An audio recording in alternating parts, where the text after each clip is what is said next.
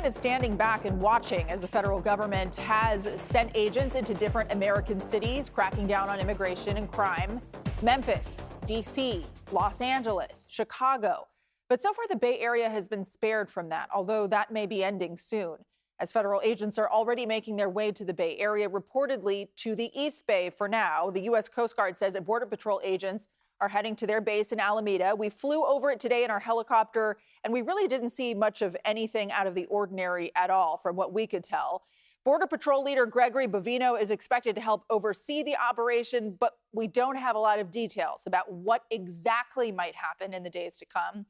What we do know is pushback is coming too. Just ask Governor Newsom. We're going to be fierce in terms of our response. We're going to be focused, and quite literally, this is the lawsuit that I will file within a nanosecond of any efforts to send the military to one of America's great cities, San Francisco, that is enjoying 60%. And he was definitely not the only politician who got up in front of the podium and talked to the media today about this issue.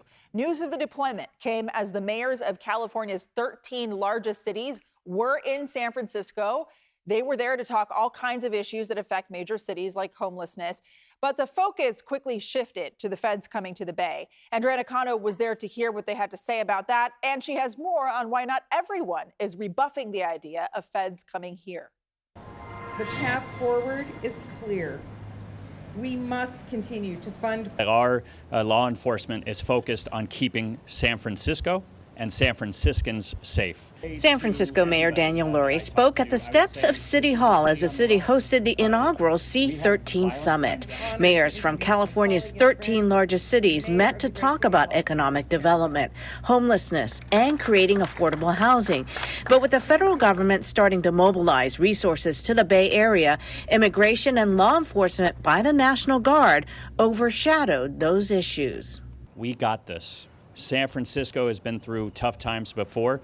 We are a city on the rise. I have this community's back, and we can handle whatever comes our way. The Mission District, which is home to the highest concentration of Latino immigrants in San Francisco, was on high alert. It's not about immigration or crime. This is about political retaliation on cities who refuse to bow to Trump's fascism. District 5 Supervisor Jackie Fielder says many of her constituents stayed home in fear on Wednesday. Streets were emptier than usual, with many of the long-established vendors missing. In the Mission, we've been bracing for essentially a shutdown that the likes of which we haven't seen since COVID. But it's important in this moment to spread power and not panic. Conservative political commentator Richie Greenberg doubts CBP and ICE will be deployed to conduct immigration sweeps, but he welcomes a federal crackdown on crime in San Francisco. Bring in all of those different agencies to do what they do best, because clearly San Francisco's leadership in City Hall is incapable of doing what they really need to do to serve our interests. The best case scenario from my perspective would be to get those drug dealers off the streets.